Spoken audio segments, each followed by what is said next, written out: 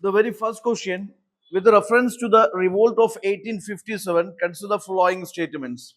So here onwards, I would say you must focus on giving maximum number of tests and practicing maximum number of questions. I would say every day, every day you practice at least 100 questions. You can break down like 25, 25, 25, 25, 4 slots. You can finish 100 questions every day. Okay. So here focus has to be on quality over quantity. Again, I am telling you, you focus on learning the conceptual part, simply having peripherally you are solving lots of questions, mugging up facts and figures will not work out here. You must have the solid conceptual clarity when you solve any question, any subject, because with the conceptual clarity only, understanding only, you can solve maximum UPSC questions. These are built around that analysis part. So take care of that. Let us start the first one. With reference to the revolt of 1857, consider the following statements. Now, 1857 is in the news due to that particular heritage walk, and there is discovery of a 250, feet step well, belonging to this 1857 revolt era.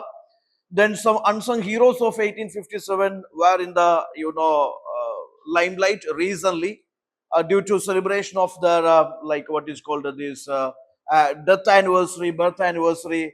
Veer Savarkar was in the news, okay, and his famous work, famous book, which is India's first war of Indian independence.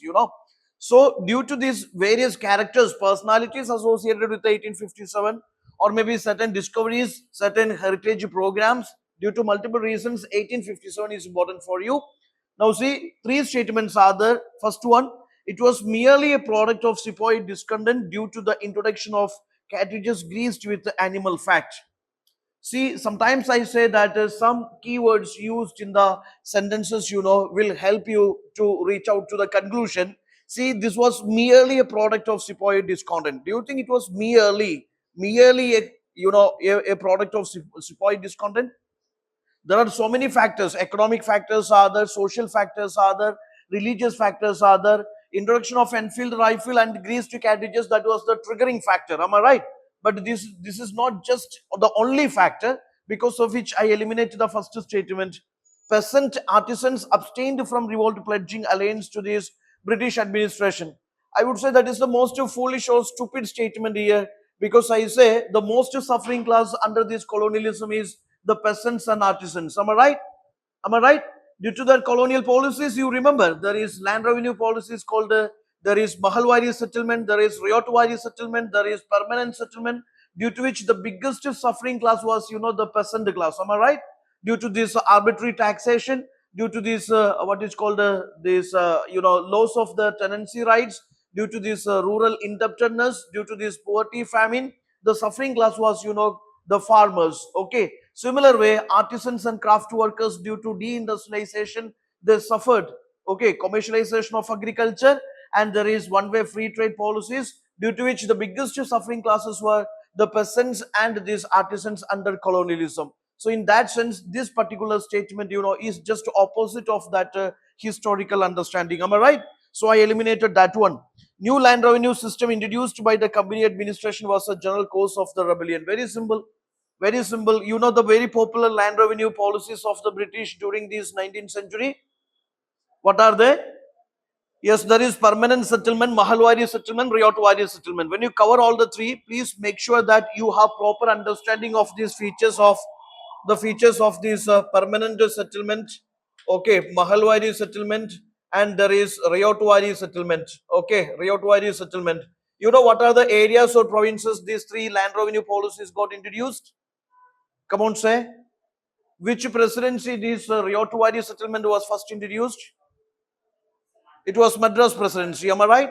So permanent settlement, you see that it is Zamindari settlement where the Zamindars are large in number. It is Bengal, Bihar, Odisha. Am I right? Yes, that side. Okay. So just look into this. Yes, where are these settlements introduced? What are the salient features of each? And what were the consequences of these land revenue policies introduced by the British? So coming to a conclusion, first statement I straight away eliminated, second is eliminated, and I come up with the answer which is 3 only, which is, so you always understand what are the socio-economic, political, cultural, religious, intellectual factors leading to this 1857 revolt. Who are the participants, stakeholders of this revolt? What are the outcomes or consequences? And what are the changes introduced after 1857 revolt, especially administrative changes? So following question number one. Question number two is, with reference to administrative changes following the revolt of 1857, consider the following statements. See, the British sought not to interfere in the administration of princely states by abolishing doctrine of lapse. A 15-member council was appointed to give binding advice to the Secretary of State for India. Do you think it is binding? It is binding. Yes, a 15-member council was appointed to give binding advice to the Secretary of State for India. So come on, you tell me, in this Act of Good Governance or this Government of India Act 1858, what are some valid provisions you remember?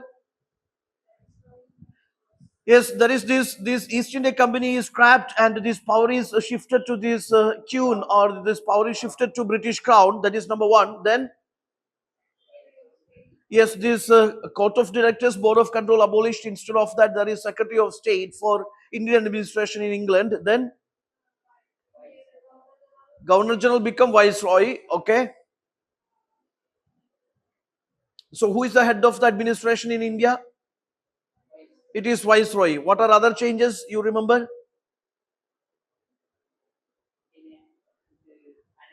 Annexation policy is, ceased forever. No more territorial annexation, instead of that consolidation. Am I right?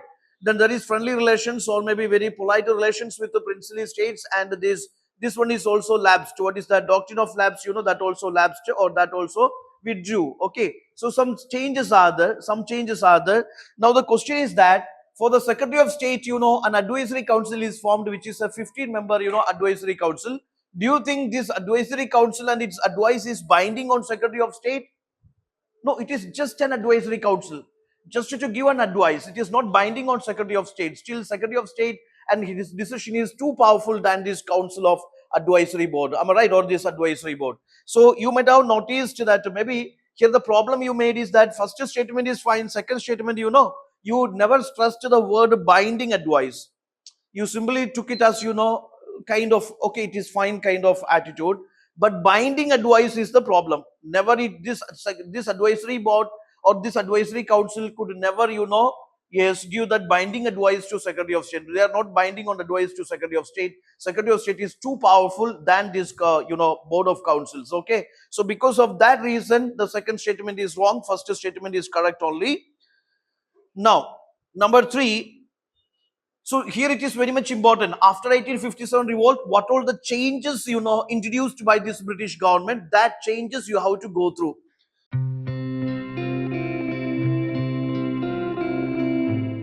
With reference to Indian Council Act 1861, consider the following statements. 1861 Act marked the beginning of the decentralization tendency in the administration of India. The Act conferred real legislative powers to the Imperial Legislative Council regarding the government of India. Indian members could be included as non-official members in the Governor General's Legislative Council. So we know that Indian Council Act 1861, yes, this introduced lots of council reforms, lots of changes, especially with regard to decentralization of legislation. You see that for this Bihar, Bengal, or for this Bombay separate legislative councils. So decentralization of legislation part, this is perfectly fine. But does it mean that all these powers are real power is restored, or real power is bestowed with this particular legislative council? See, that is again, the simple logic is, you must understand that even coming to Government of India Act 1935, who is powerful? The Viceroy is powerful, or the Governor is powerful. Still, the real power is with the Viceroy of India. So can we say that the real power with this certain act called the Council Act 1861, real power handed over to Imperial Legislative Council? Never. Real power is still with this Viceroy of India. Am I right? So that is the basic logic. See, because of that, Indians are not happy with these council reforms. Even though they come up with this 1909 reforms, the 1919 reforms, then even Government of India Act 1935 also, you see that the Indians are not happy because the real power is not, transferred to these legislative councils or to Indian members, nothing. Still the real power, or still this particular, like what is called the head of the administration or government is Viceroy himself. Am I right? So real power, no transfer. First statement is fine. Decentralization tendency in administration of India by giving legislative councils to this Bombay and Madras. That point is correct only. Okay. And third point is also correct. Non-official members. Indians has non-official members, but still the majority would be the nominated European members. Am I right? The majority would be. So just for the sake of adding members, Indians are added as non-official members, and most of these non-official members, they are these British loyalists only. British loyalists, the princes and the representatives, etc. You see. So here you must see that, yeah, first one is correct, third one is correct, but second statement is wrong, because keep in the mind that even with this, later council reforms also, the real power that is with this viceroy in the center and governor in the province. Am I right? So your answer has to be only two, only two. Now, four, which of the following were part of this policy of balance and counterpoise in the organization of Indian Army after this revolt of 1857? Now, discrimination on the grounds of caste, region, religion in the recruitment, categorization of martial and non-martial classes. Then these Indian regiments were constituted with a homogeneous caste or group so that each regiment displayed a distinct identity. See, this is the easiest way of elimination. You please try to understand right from the beginning. British played a game which is called a divide and rule or carrot and stick or this counterpoise kind of game they played. See, what will happen if all soldiers are recruited from a single religion, single community, single caste? What would happen? Soon it will, it will build a unity, and it will be, British know that they will be the biggest conspiring group against the British. So deliberately, British from the beginning, they focused on one thing that, yes, that was divide and rule, and that is, taking soldiers from different caste communities, upper caste, lower caste, or different religions, etc. Yeah, that is simply to, that is part of this balance and counterpoise policy, especially after 1857. They purposefully, recruited soldiers from different caste communities so that, yes, the basic intention is resist any chance of this growth of nationalism or unity among Indian soldiers. If they united, obviously, it will be a threat for the British. They know it very well. Am I right?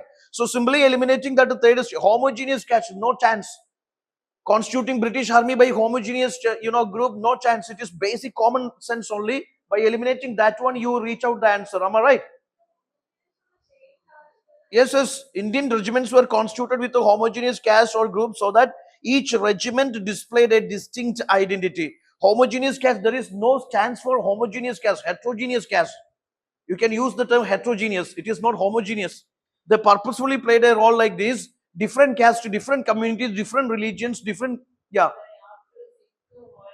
Yeah, there is coming to Sikh and this Gurkhas and Pathans, they were treated as martial class or martial groups, martial soldiers. Okay, the central provinces and from the South India or from Bengal, Bihar, etc., those soldiers were non-martial soldiers. Why this discrimination? That is also to create, a kind of division among these Indian soldiers. Okay, so the ultimate intention, even creation of these martial and these non-martial classes, who are very loyal to British. So those times it is Sikh and these Gurkhas and these, Pathan armies were loyal to this British. So they were treated as martial soldiers, martial class. And these non-martial South Indians and central provinces, Bihar soldiers were, non-martial classes. All these deliberate distinctions or these divisions are basically part of British policy of this balance and counterpoise. Even recruitment of more European soldiers, okay, more European soldiers like this, like a 2:1 or 3:1 kind of proportion. Why they maintain? Why more European soldiers? That is as part of this balance and counterpoise policy after, especially after this 1857 revolt. So I will go for statement 1. I will go for statement 2, and statement 3 I am eliminating. Okay, because of that word homogeneous caste. So I will come up with the answer Bombay 1 and 2 only. Now see, question number 5. The favorable attitude of the British towards modern educated Indians changed after this revolt of 1857. Reason: educated Indians supported revolt by providing ideological financial support. What is your point? Yes, what is the role of these educated classes in 1857 revolt? Eh? Why they not supported? There is no direct involvement. There is no direct involvement, but some intellectuals, through their articles and journals, they criticized these British economic policies and their exploitative policies, etc.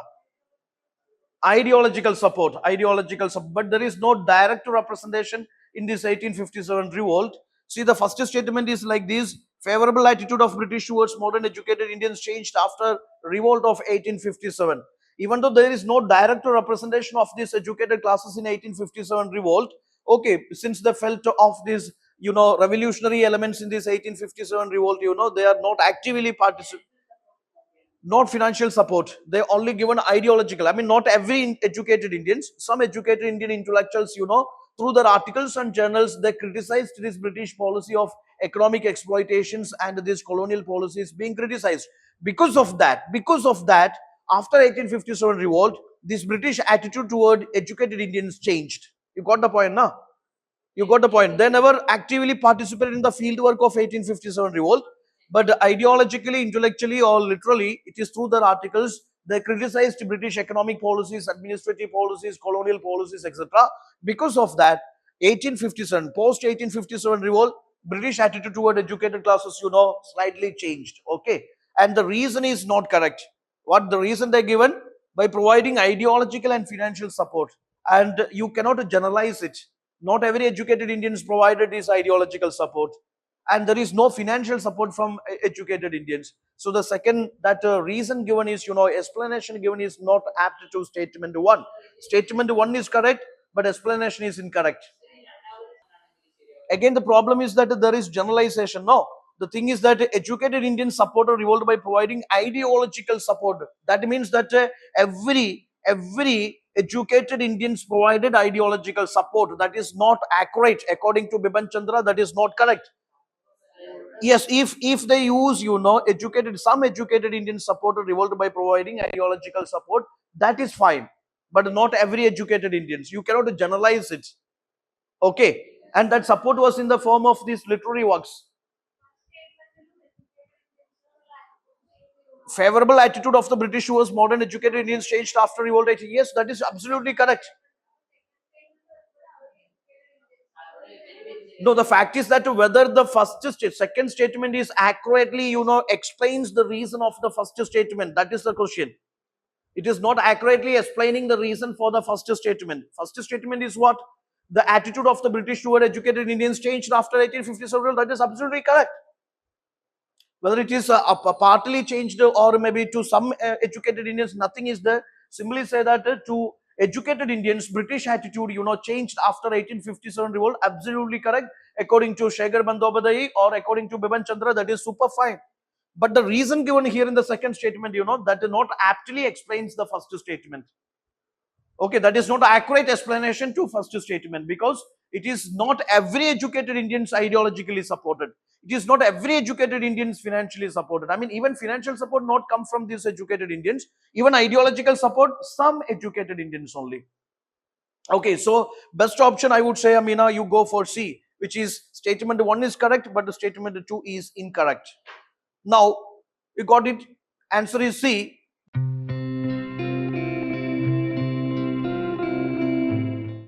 Gallant IAS, chasing your passion to ace.